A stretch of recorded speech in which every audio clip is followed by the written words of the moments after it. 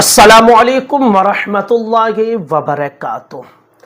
फ़र्ज़ रकाअत जो होती है, तो आप इस चीज़ को जानते हैं कि फ़र्ज़ रकाअत जो 4 रकाअत वाली हैं या 3 रकाअत वाली हैं, तो उनमें पहली 2 रकातों में सूरह फातिहा भी पढ़ते हैं और सूरत भी मिलाते हैं, और दोनों का पढ़ना वाजिब है। लेकिन तीसरी और चौथी रकाअत में सूरह फातिहा पढ़ना ज़रूरी है या नहीं? अगर कोई नहीं पढ़ता है तो क्या हुक्म है, और अगर कोई भूल जाए ना पढ़े तो क्या हुक्म है? क्या सजदे सहव करना पड़ेगा? आज सारी बातें तफसील के साथ आपके सामने हम पेश करेंगे। याद रख लीजिए कि जो 3 रकात और जो 4 रकात वाली फ़र्ज़ नमाजें हैं, जैसे ज़ोहर में 4 रकात है, असर में 4 रकात फ़र्ज़ है, इसी तरह इशा में 4 रकात फ़र्ज़ है, मगरिब में 3 रकात फ़र्ज़ है। तो अब पहली और दूसरी रकात में आपको सूरह फातिहा के साथ सूरत मिलाना वाजिब है। अगर जानबूझकर आप नहीं पढ़ेंगे चाहे सूरह फातिहा या सूरत, तो आपकी नमाज मकरूह तहरीमी होगी, यानी उस नमाज को दोबारा पढ़ना आप पर वाजिब है। और अगर भूल कर छूट जाए तो आपको सजदे सहव करना पड़ेगा, आपकी नमाज हो जाएगी।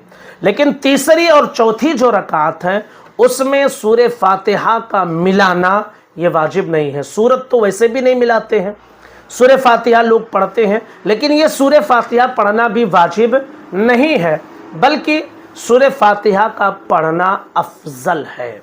जी हाँ, अगर कोई तीसरी या चौथी रकात में सूरह फातिहा पढ़ता है तो ऐसे वाजिब नहीं है, बल्कि वो पढ़ना अफजल है।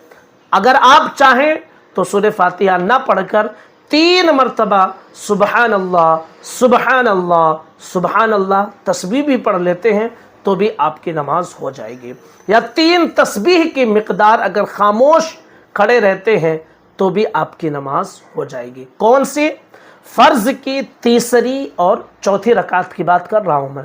पहली दूसरी में तो सूरह फातिहा और सूरत मिलाना है, तीसरी और चौथी में अगर सूरह फातिहा पढ़ते हैं तो बेहतर है। अगर कोई तस्बीह पढ़ता है तो भी नमाज हो जाएगी, 3 तस्बीह के मिकदार खड़ा रहता है तो भी नमाज हो जाएगी। लेकिन फ़ुक़हा कराम फरमाते हैं कि सूरह फातिहा पढ़ना अफजल है तस्बीह पढ़ने से, और तस्बीह पढ़ना अफजल है खामोश रहने से। लेकिन अगर कोई खामोश रहता है 3 तस्बीह की मिकदार, तब भी उसकी नमाज बग़ैर किसी कराहत के होगी और उसे सजदे सहव भी नहीं करना होगा। उम्मीद करता हूँ कि आपको ये मसला समझ में आ गया होगा। गुजारिश है वीडियो शेयर ज़रूर करें। अस्सलामु अलैकुम वरहमतुल्लाहि वबरकातुह।